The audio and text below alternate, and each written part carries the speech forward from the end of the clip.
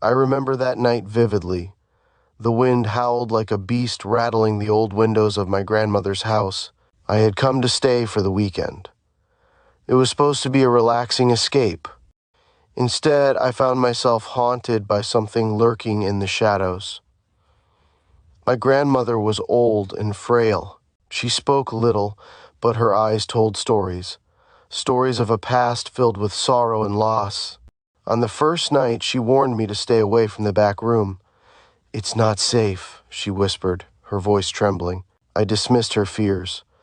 After all, it was just an old room filled with dusty furniture. What harm could it do? Curiosity got the better of me. I crept down the creaky hallway, the moonlight barely piercing the darkness. The door was slightly ajar. I pushed it open, and an icy chill swept over me. My heart raced. The room was empty, but the air felt heavy. I stepped inside, and that's when I saw it. A mirror, old and cracked. My reflection stared back, but something was off. Behind me, a shadow flickered. I turned quickly, but nothing was there. Just the cold air and my pounding heart.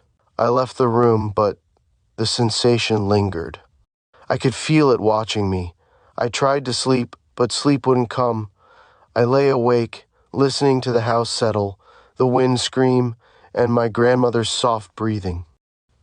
The next morning, I found her in the kitchen. She looked worse, more fragile. "Did you go to the back room?" she asked. I nodded, and her expression turned grave. "You must leave," she urged.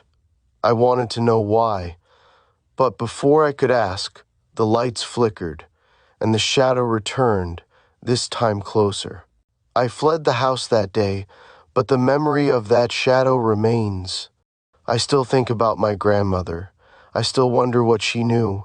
That house still stands, and I never returned. Some doors, once opened, can't be closed again.